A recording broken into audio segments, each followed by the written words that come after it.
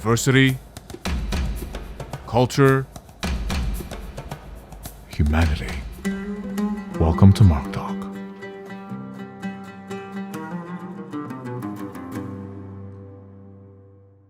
What's up, guys? Welcome to another MarkTalk. Today we're going solo. Just you and I, baby.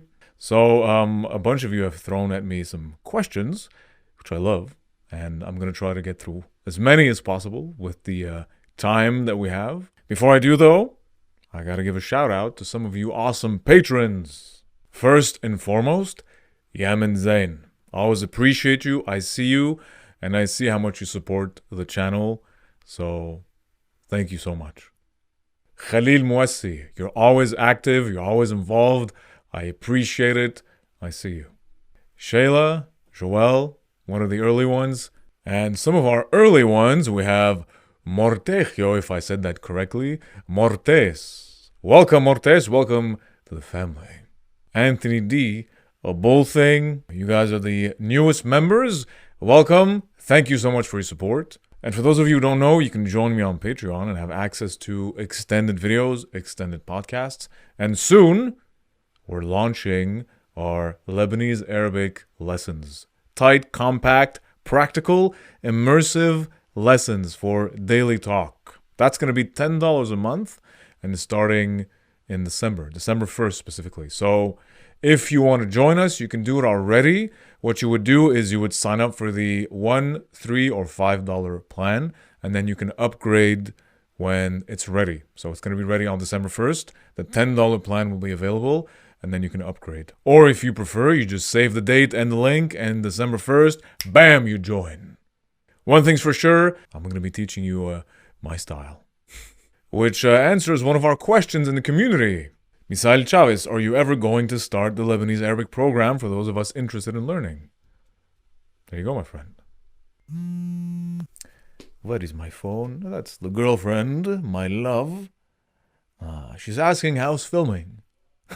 Filming's awesome, my love. I'm currently actually recording the podcast. And, well, this is being recorded too. So you're going to see it when you edit it. Yep. You can hear the when messages are being sent. It's crazy. Let's see. Let's go through some of those questions. Gabriel Shames, if I said that right. Your question is, Aywa. I agree.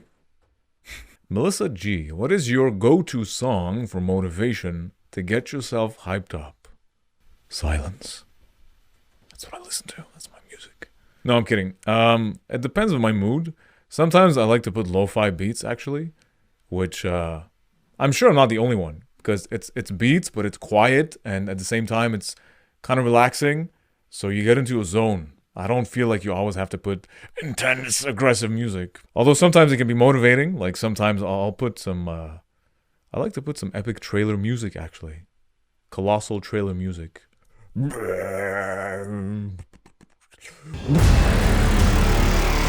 know, that kind of stuff.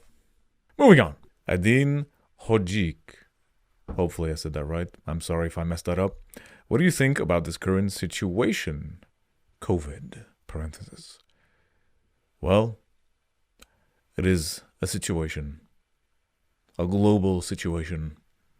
Although, I just discovered recently, though, that several companies are, you may have seen this in the news, like Moderna, I think, and Pfizer, came up with over 90% effective vaccines. So there is some hope. There's light at the end of this mad, dark tunnel. Moving on. Yasin Mustafa, 532. Can you talk more about anxiety? That's a good one. I mean, everybody, I think most of us may have experienced some level of anxiety or at least worry. But my understanding of anxiety is twofold. On the one hand, it's a physical reaction to your body thinking you're in danger. So you get a rush of adrenaline, the heart's beating faster, you're sweating, your blood is rushing to your arms and legs, okay? So your body thinks, so to speak, thinks that you are being chased by some dinosaur or lion, whatever. but it doesn't know the difference from an actual lion and a lion that you invented in your head. So it reacts the same way. Actual stress and fear and that kind of panic mode makes sense if there's an actual life-threatening danger. But we humans have a tendency to recreate environments and realities in our head. That's how powerful the mind is.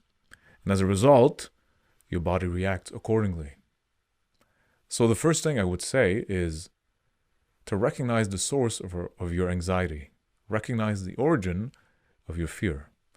Often, your mood and your physical reaction, your behavior, is connected to your environment or your thoughts. That's the basic pillars of cognitive behavioral therapy. I'm not the expert, but I've done enough fundamental research to understand where it comes from. So my tip is, if you do find yourself experiencing anxiety, one of the first things you can do is breathing. Just pause. Breathing. Deep breathing tells your system and your body that the threat is gone. That helps. Otherwise, preemptively, recognize what's happening here. Recognize the thoughts. Okay, next one we have Suhaib Bas. Suhaib. When are you going to make another season of Fragilican with Nico? That's a good one. I think some of you have been asking in the community what's happening with that. And if you remember the last holiday season of 2019, I announced that it was put on pause, or basically it was canceled. The reason being is that Bong was not able anymore to participate. He had taken a different course, which I respect. So it just, different schedules, different life choices, which means that it was put on indefinitely on hold. So, but like I said, it doesn't stop us from doing other cultural similar themes or similar videos with the same kind of flavor, if you want, which I've been doing recently with the Arab couple. So that's put on hold.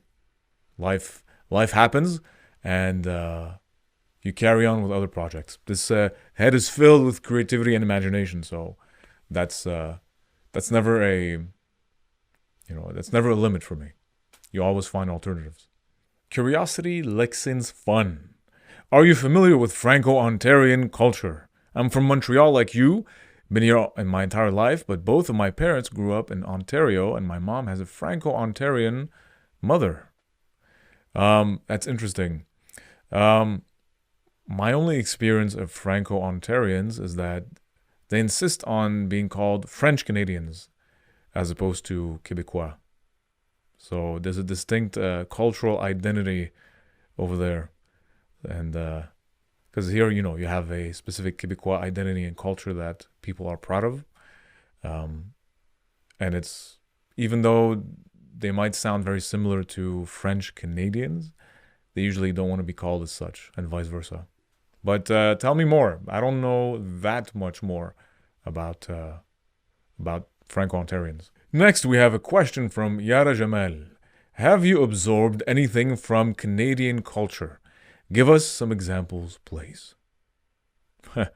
I definitely absorbed a lot from Québécois culture because I'm originally from Montreal. So the French I speak, well, first of all, I speak French, but the French I speak is specifically from here.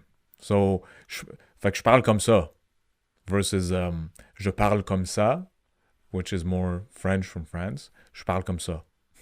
Although my accent tends to be a bit mixed France, Quebec, and Lebanese flavor in there, and generally North American, if you will, which you can hear now.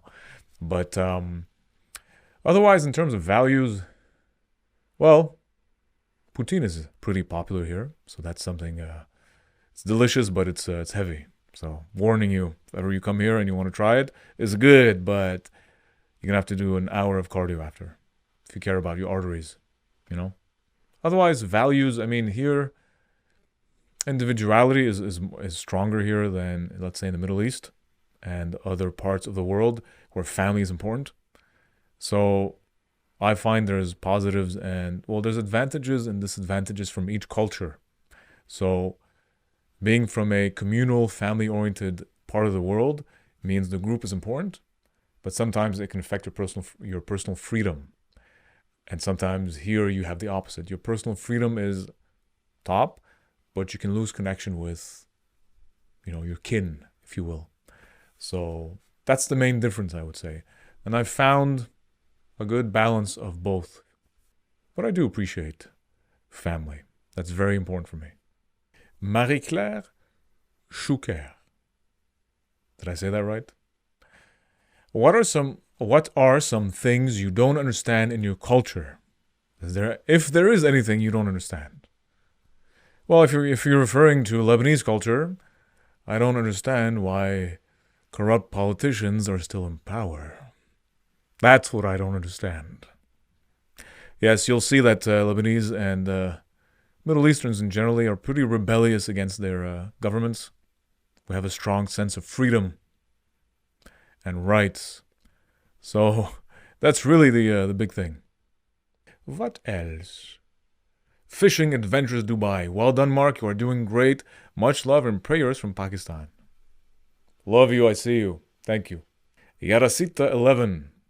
Do you have a favorite Arabic lullaby from your childhood? Would you sing it for us? For the Znulwin, the Znulad, for little Znulita. I don't have a specific Arabic lullaby. Not that I remember. My mom has a very nice voice, which she would sing all kinds of things, but yeah. Ammi Bu Mas'ud, Ayunuk Baru Sud. It's not a lullaby, but it's a funny song about an uncle, Bu Mas'ud, who's just always hungry. Reminds me of Abu Znud. Nemis Ah. Would you visit Mars in the future? The truth is, I've been there. And I came to visit Earth a very long time ago. No, I'm kidding. I would. I wouldn't live there permanently, for now at least, as far as I know, for several reasons. But visiting Mars for me, I would be more comfortable if knowing that the travel would take no more than a month.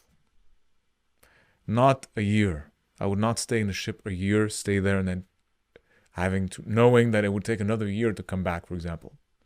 So if things like fusion reactors, I believe it's fusion rockets, which would be a much faster way from what I saw to get there. It could cut time, I think, it would be from 9 months to like 90 days. Even less, I think. Maybe a month. I'm willing to do that. But even so, I wouldn't live there permanently because the gravity, Mars is smaller than Earth. So gravity is less. And I checked, I did some math, and I weigh about 200 pounds. If I'm on Mars, I would weigh about 70, 75 pounds, which means for a while I could jump a lot higher with the same muscular strength. But eventually my muscles might get weaker, which is interesting because if you look far ahead, I wonder if when there is a full civilization on Mars, because we're going there, by the way, that's where we're going. Probably shared between Mars, Earth, and Jupiter's moon, Europa, and stuff. But on Mars specifically, generations down, you might find people to be smaller and thinner, with maybe bigger eyes, because Mars is a bit further from the sun. But yeah, I wouldn't live there, but I'd definitely visit, because it's crazy. I just love space, man. I can see Mars from here. I've become, thanks to this app I have, this app called Skyview, now I can recognize with my naked eye Mars when it's in the sky. It looks like a bigger, brighter, more orangey star. And every time I'm like, hey guys, look, Mars. Most people are interested, and others are like, okay, Mark, we get it. Teacup. What do you think about Thailand? Love your vids, by the way. Thank you. I love Muay Thai. I did martial arts. I did karate. Rita does Muay Thai, by the way. A little secret. She got solid roundhouses and punches. Just throwing this out there. I've never been, but it's on my list. It's a really nice place. Abdurrahim Jarai. Answer me, please, capital letters. All right. From your experience, what is the best way to learn a new language? Especially for Chinese or Korean. I read light novels, by the way. Very good question. Since some of you were asking how come I know so many languages. I'm not fluent in all of them, by the way, but I've studied 9 or 10. My tip is discipline. Everybody can just jump on learning a language, but what's your goal? What's your motive? You really want to master it, or you just want to have basic conversation, or not even? So that's the first thing you need to establish, and then keep at it. You need to dedicate time and space for it.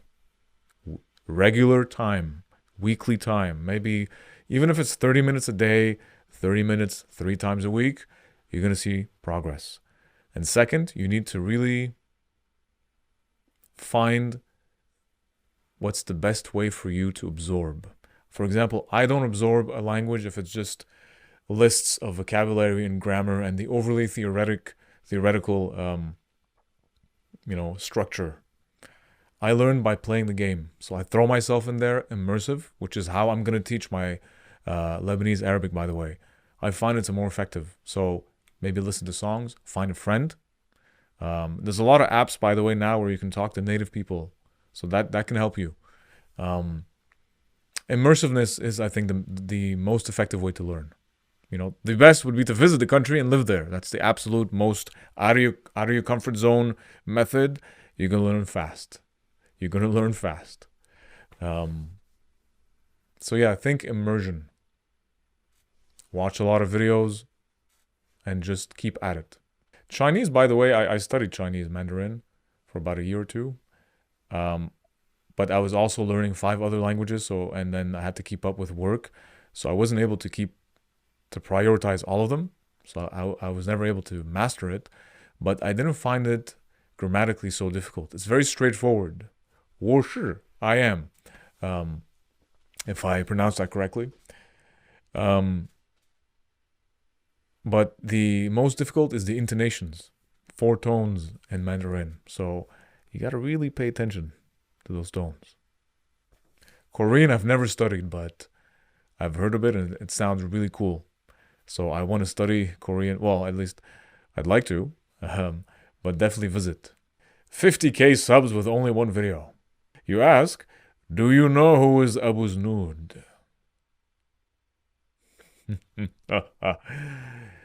The question is, does Abu Znud know who I am? Uyghur Malay. Have you ever tried mandi rice, kapsa, or mansaf, or hanith? I haven't, but I've seen, and it looks good. So ship it my way if there's a way. But definitely want to try it. Anissa Lanning. Do you think the American government is doing everything it can for the American people during pandemic? I don't live there, so I wouldn't be able to give a full picture.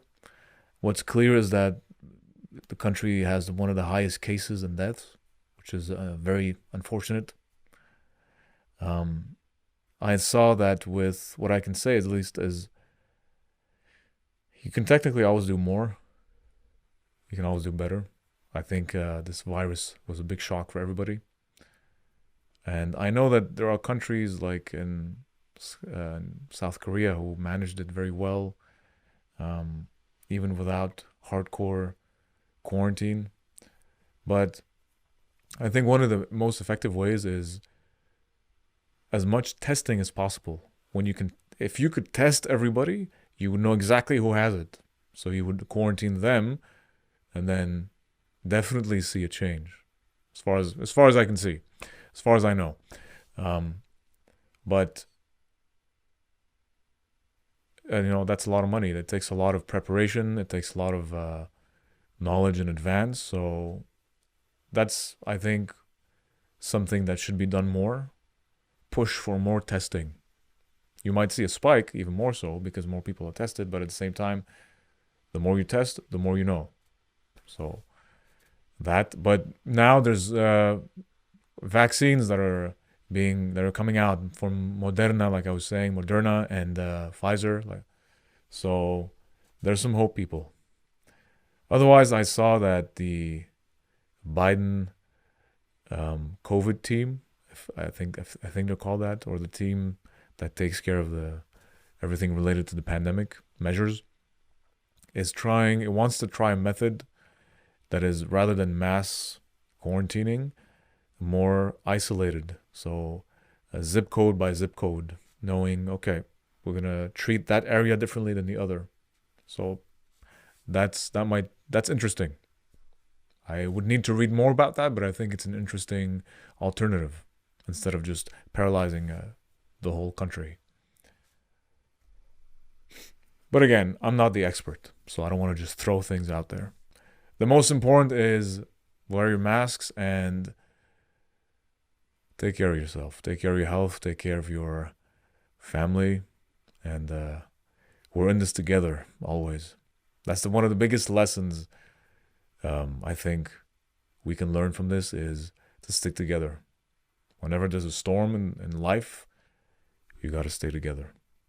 It's very easy to break up, to divide, and start fighting each other. So that's my 2 cents. All right, let's see. We have one more question. Jax Ree, you have an image of something that looks like a gray alien. Very appropriate for your question. Do you think we're alone in the universe? Well, I've never met an alien personally. Or I like to say extraterrestrial. It's more objective. Because alien, from Latin, alienus, means stranger. So if there are extraterrestrials, I wouldn't want them to feel like they're strangers. I like to feel welcoming. So long as they don't want to kill us. I think it's kind of anthropocentric, very human-centered, to assume in this vast universe with billions of galaxies, each of them with billions of stars, which very likely have billions of planets, some of which we've discovered near us, that seem to be habitable, at least in their shape, or I don't know about atmosphere, but they're suggested to be habitable. So with that in mind, I think it would be unrealistic and kind of close-minded to assume that we're alone. That's if we haven't been visited in the past. Or we're maybe being visited, but it's just not, maybe it's not so widespread, mass visibility. But I don't think we're alone in the universe. I'd love to meet extraterrestrials. See if we can be part of a big galactic federation. But to do that, let's say there are extraterrestrials, which I want to say yes, there are. Let's go with that premise. If you're an extraterrestrial, advanced, you come to Earth, standing above there, sending your probes, and you see that everybody's fighting and they're destroying their planet. They're fighting with each other. They have so many unresolved issues. You might hesitate to become friends with them. So you might wait. So that's a possibility. And in the meantime, you might send probes and isolated events or people to see what's going on before making it massive. But for us to even reach that point, I think, as a human civilization, as a planetary civilization, we need to go to a type 1 civilization. You may have heard me in the Abu Znud video talk about the Kardashev scale. Type 1 civilization, where basically we become something of a world federation. We just have each country still exists, obviously, with their own governments, but we have a global federation where everybody comes together and we upgrade and we use the maximum energy capacity of our planet without destroying it, obviously. And we've solved some of our biggest problems, have become not a problem anymore, like world hunger, water scarcity, for example, corruption everywhere. I mean, maybe you can't remove corruption 100%, but it's generally well managed, if you will. Once we do that and we upgrade, I think we'd be more fit to meet and join with other civilizations. They might share with us some technology, and even before they do, we might push our technology forward just because we're all coming together and joining our efforts as a global federation. In terms of funding, in terms of efforts and education. So that's what I think. That was fun, guys. Thank you for the questions. And send me more questions for the next Mark Talk. If you guys want to do more of this, I'm down. This is fun. And if you want to see the extended podcast, head over to Patreon and you can sign up and join the family there. You have access to a lot more. There's also extended culture videos and the other episodes which are also extended. It's also a great way to support me. If you're watching this from YouTube, you can also listen to it on Spotify and Apple Podcasts. While you're driving, maybe. Thank you for watching and or listening to another Mark Talk. Don't forget to like, share, and subscribe for more culture and more talks. And as usual, take care.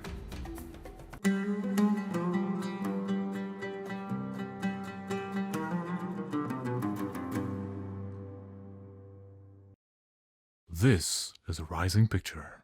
Duh.